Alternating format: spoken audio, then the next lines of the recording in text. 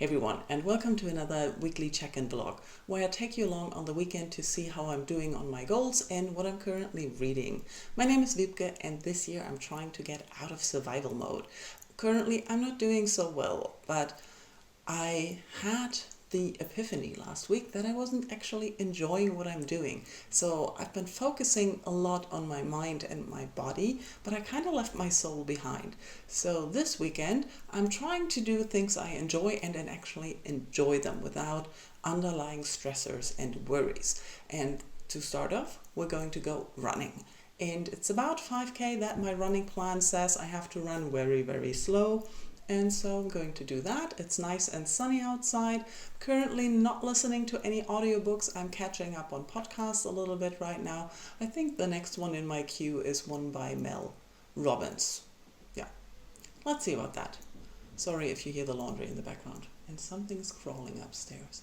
Anyways, I'll tell you what I'm reading later. After breakfast check-in.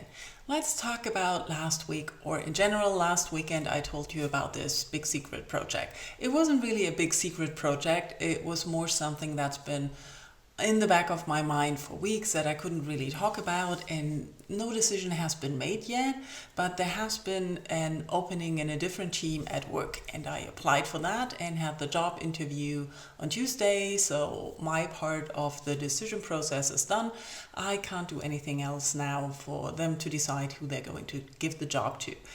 And now that I don't have to apply and sell myself anymore, I can think of other things, because that's something I'm not really good at. I sometimes feel like I'm not in command or the captain of my career. I'm more like a pinball where other people's ideas and actions push me somewhere else, and I go where I get pushed. Probably not the best idea to have a career, but like I've mentioned before, you've heard me say that many times, I'm not really interested in a career. I want to work, I want to enjoy my work, I want to like what I do, and I want to pay bills with the work. And I do like what I do, and I do like the people I work with. So that's the main benefit I can get out of a job, that I like going there. So that's not so bad. Other than that, the week was rather up and down with being exhausted and tired for no reason. So that's why I'm having a very relaxed weekend, or I'm trying to have. I'm not very good with relaxed, but we'll see about that. I promised you to also tell you what I'm reading. I'm currently halfway through a novella, the newest one by Nghi, Don't Sleep with the Dead, which is it a spin-off if it's 20 years after? I don't know. Nghi wrote a retelling of The Great Gatsby, The Chosen and the Beautiful. And I read that, I wasn't completely in love with it. I thought she could have steered away from the original material further than she did. She included, like she always does, some, it's not really magic, but it's supernatural things, and the world is expanded. Would you call that magical realism? I have no idea. It's not really fantasy either. So she dipped into that, but I could have used more, would have liked more of that in The Chosen and the Beautiful. Now, the novella starts off 20 years later. Nick Carraway is in his 40s, and he hears Gatsby's voice, and we all know Gatsby dies at the end of the novel, so it's kind of confusing. So he's seeking out devils to find out what really happened with Gatsby, and he finds an answer that is not really promising. That's where I'm at right now. So basically it's 20 years later, the dead come back to life for some reason that's only been mentioned in passing, and that's why he hoped that Gatsby has come back as well, but there's no sign of that so far. And like I said, I'm halfway through. I'm expecting to finish that either tonight or tomorrow night, so I can tell you how I like the ending. Most of it, I think, you can read it if you've read The Gatsby, but you haven't read The Chosen and the Beautiful, but it might spoil something in The Chosen and the Beautiful if you do. Other than that, I've been experiencing the joys of being a booktuber for over 14 years now, and this is a part where I regret that I haven't been able to put up single reviews for a while now. Because every now and again I get comments on old videos of books that I've read, and every time it's curious about the book again. And recently one of those books is If You Meet the Buddha on the Road, Kill Him. This is nonfiction. It's from the 70s, if I remember correctly. And I remember enjoying it, but I think every time I read a comment about it, I'm realizing I didn't get that, or I missed that, or I don't remember that. So I want to pick up this book again and maybe fly through it or dip into it. I don't know if I want to read it cover to cover again, but I do want to pick it up to see and feel what the people see with all the comments that they left. So that's going to be the reading for the weekend. Listening wise, I might continue with podcast. I only had 7 minutes left in Mel Robbins' podcast episode, but I listened to one about uncertainty and one about mattering at the workplace. So that is really fitting for this week, where I'm thinking about switching teams and doing something different. Enough of that for now. I'm going to go on the balcony and try to read some, or fall asleep and get a sunburn. We'll see. I'm wearing suntan lotion. I'm prepared.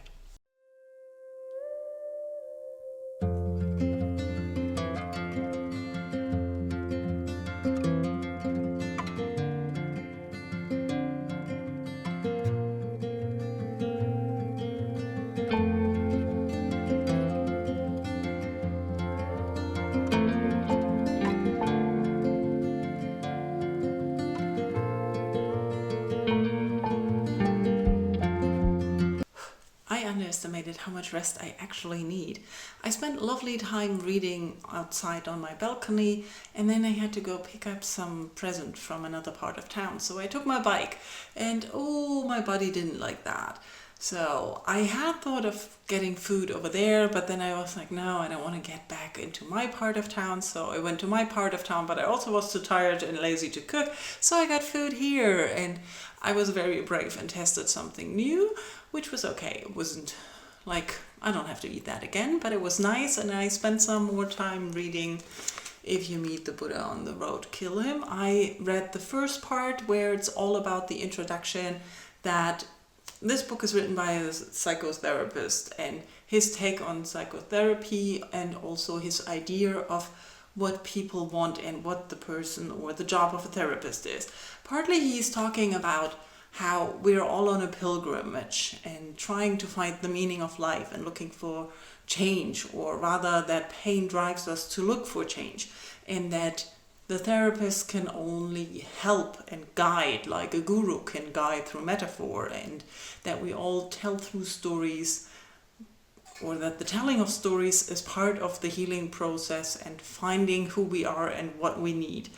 That's how far I understand it, that we're all pilgrims, that we're all looking for the meaning of life, and that we can have it, that we have the answer in ourselves, but we need help to find it, and we need to tell stories, our stories and other people's stories. And then I skipped part 2 because that's a lot of storytelling, and continued on part 3, where he explained how a lot of his experiences early on in a criminal facility, I forgot the title or the name of that, when he started out as a doctor, and how this experience shaped him and how much he gained from that. It's more telling stories. The whole book is telling stories and connecting that to patients and experiences that you can gain from that.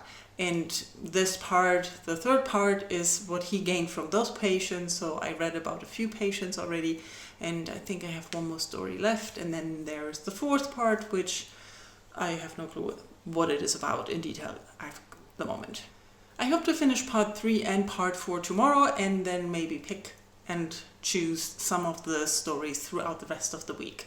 That's my plan for rereading this book. I have a full review up, like I said. That's why I picked up the book again. I'll link it down in the description. Now, it's 5:30. I'm done and spent. My body needs to lie down. I bought ice cream, so I'm going to sit down and have fun with Hotel de Luna. I'm rewatching Hotel de Luna because I had a week, as I mentioned, and I kept falling asleep and I needed some comfort. So new shows are always bad for comfort, but old shows where I know what happens and I don't mind falling asleep, pure comfort. I'm enjoying my day really, really much. I dallied away the Sunday morning. I woke up completely exhausted and depleted, finished reading Don't Sleep with the Dead, then got up, did some stretching, and basically spent the time on YouTube and Instagram scrolling around. And I ordered a new camera. One major side effect of me being in survival mode for, I don't know, forever it feels like, is that any kind of technological change or problems drain me immediately. Like, I've been struggling with halfway working things for weeks, months, years, but I didn't have the energy to actually replace the things or fix the things. I really take a lot of time to research and look at things, and I feel drained just looking at things. So I've been looking at this camera for, I don't know, weeks already.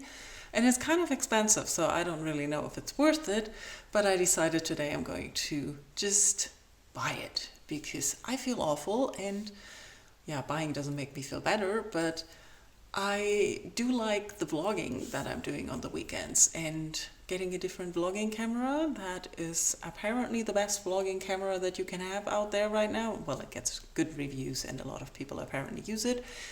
That will maybe spark the energy and give me joy when I'm using it as soon as I know how to use it. We'll see how long that takes. Anyways, I mentioned before that I finished Don't Sleep with the Dead, and I really enjoyed the ending. I really like Nghi's novellas more than I like her books, I have to admit that.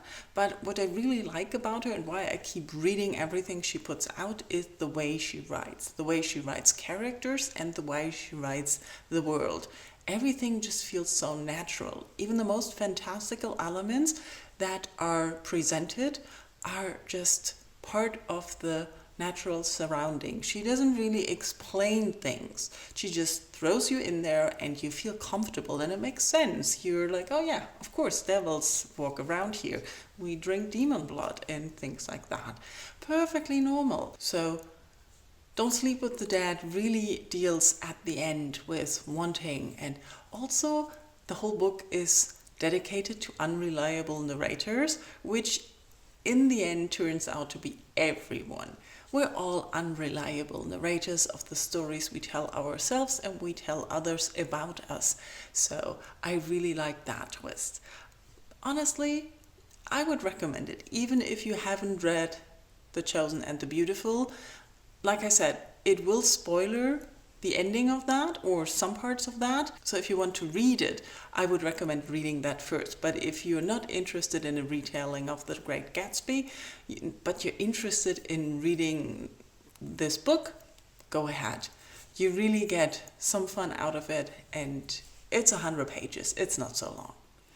The rest of the day, I'm going to cancel my plans to go to the Cherry Blossom Festival. It's a beautiful day outside, but I'm already aching when I'm just walking around my apartment. So taking my bike half an hour through town and then being among people on a festival ground and looking around at things, even though it might be interesting, is not sounding very appealing. I am probably trying out going for coffee and cake later, but that's about as adventurous as my body is going to go out today, which is sad because a lot of times the festival gets cancelled due to bad weather, and I've never been.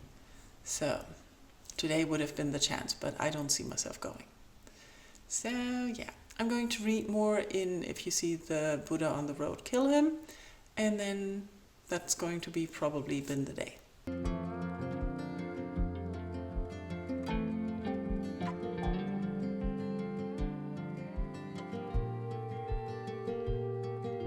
I just finished part 3 and 4 of If You Meet the Buddha on the Road, Kill Him, and the epilogue part.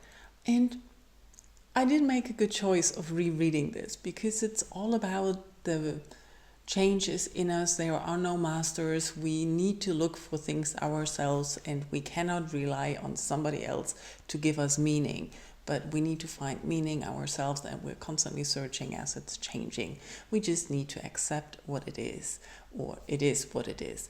And I really enjoyed that. I'm looking forward to dipping into some of the stories in part 2 that I skipped to see if I want to read all of them or just some. It's 3:30 now. I decided against going out and leaving the house. I'm still tired and exhausted.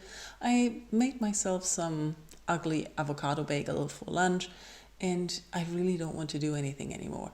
Reading the last chapters in this, I had to reread every paragraph multiple times because I was distracted. My mind kept wandering to other things. So I'm just giving up on today on being productive or doing anything really that is interesting. So I thank you all for watching. Next week is going to be a 3-day work week and 4-day weekend again. So I'll see you on Thursday. Let me know in comments how your weekend was. Did you have a nice one? Did you read something good? And are you having a short week too next week? It's another bank holiday here and I took Friday off work for that. Thank you all for watching. Bye bye.